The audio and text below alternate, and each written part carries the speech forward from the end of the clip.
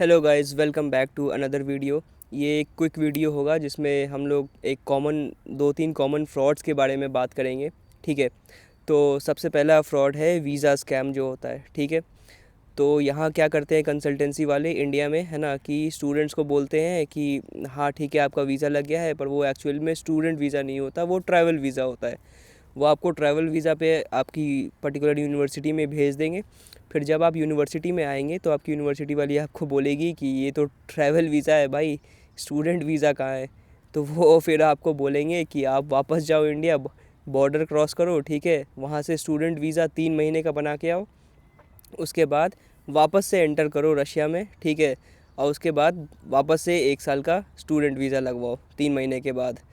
तो आप समझ जाओ आप पे इसमें कम से कम लाख रुपए के आसपास से आपका एक्स्ट्रा खर्च आने वाला है। ठीक है। तो मेक श्योर है ना कि आपका जो वीज़ा लगा है वो स्टूडेंट वीज़ा है, ना कि ट्रैवलर्स वीज़ा है। ठीक है। दूसरा फॉल्ट है जब आप किसी लोकल कंसल्टेंसी के पास जाते हैं, ठीक है, तो वो मान लो आपको एक्स या वाई की कोई यूनिवर्सिटी में आपको एडमिशन लेना है, आपने सेलेक्ट किया, आप उसका ब्रोशर मांगे उनसे, ठीक है, तो वो क्या करते हैं वो जो ब्रोशर होता है ना, उनमें जो स्ट्रक्चर होती है फ़ीस की वो डॉलर में देते हैं। ठीक है। अब ये बहुत बड़ा स्कैम है। ठीक है। आप जब रशिया आएंगे तो यहाँ की यूनिवर्सिटीज़ अपनी फ़ीस जो होती है वो अपनी करेंसी में एक्सेप्ट करेगी ना भाई, वो डॉलर क्यों लेगी।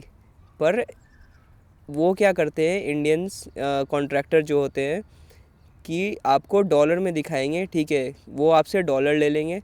उसका जो एक्सचेंज रेट रहेगा, मान लीजिए आपको $1 में 100 रूबल्स मिल रहे हैं, ठीक है, ओरिजिनल मार्केट प्राइस जो होता है।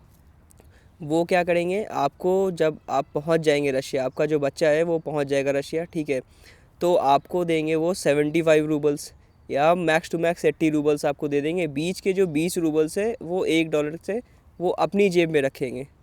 तो इस हिसाब से आपको वो बोलते हैं कि कम से कम 4,000 5,000 या इवन $7,000 मैंने काफ़ी स्टूडेंट से सुना है कि वो इतने, उनके कॉन्ट्रैक्टर्स ने बोला कि तुम डॉलर लेके आओ इतना $1,000, उससे ही सारे तुम्हारी फ़ीस वीस वगैरह पे होगी। तो आप सोच सकते हैं कि कितना ज़्यादा वो कट अपनी जेब में रख रहे हैं। ठीक है। तो मेक श्योर कि आप जब उनसे ब्रोशर मांगे, अगर वो डॉलर में है तो आप उनसे बोले कि हमें आईएनआर में दो तुम ब्रोशर। ठीक है। आईएनआर में कितना खर्च होगा हमें उसका आइडिया दो, या फिर आप रूबल में दो, वो और ज़्यादा अच्छा है। आप उनसे रूबल में मांगो कि रूबल में कितना हमारा एग्जैक्ट खर्च आएगा वो हमें बताओ। ठीक है। दूसरा ये हो गया। तीसरा हो गया कि आप जब आप एडमिशन ले रहे हैं किसी भी कंसल्टेंसी के थ्रू, ठीक है, तो आप उनसे उसी समय पूछ लीजिए कि आप क्या क्या सर्विसेज प्रोवाइड करेंगे। ठीक है। क्योंकि काम बहुत सारे होते हैं, इंडिया में भी बहुत सारे डॉक्यूमेंटेशन वर्क होते हैं, and after coming to Russia also there are lot of documentation works. ठीक है। इंडिया में आपका पोस्टाइल करवाना होता है, अटेस्टेशन कराना होता है, एसडीएम के स्टैम्प होते हैं, नोटरी होती है, ये सारी चीज़ हो जाते हैं। जब आप रशिया आते हैं तो फिर यहाँ ट्रांसलेशंस होता है, आपका मेडिकल चेकअप्स वगैरह हो जाएगा। ठीक है। आपकी फिर पिरिवोद ये सब करवाना होता है, तो काफ़ी सारे काम हैं। ठीक है। तो उन स्पेसिफ़िक कामों के आप उनसे स्टार्टिंग में ही पूछ लीजिए कि इसका कितना चार्ज लगेगा। करते क्या है वो, है ना, कि आपको रशियन वर्क ऐसा, है ना, अपने ब्रोशर में लिख देंगे, है ना, पोस्ट रशिया वर्क, है ना, या फिर आफ्टर कमिंग टू रशिया इतना सर्टेन अमाउंट है। ठीक है। तो उसमें से आपका वो एक दो काम करवा देंगे, उसके बाद वो बोलेंगे कि बस हमारे सर्विस में इतना ही था, आपको अगर और काम करवाना है तो आपको इतने एक्स्ट्रा पैसे देने पड़ेंगे। तो इसलिए आप स्टार्टिंग में ही उनसे क्लैरिटी ले लीजिए कि आप मुझे एग्जैक्टली बताओ कि आपकी सर्विसेज जो आप चार्ज ले रहे हो उसमें आप मुझे क्या क्या सर्विस प्रोवाइड करोगे।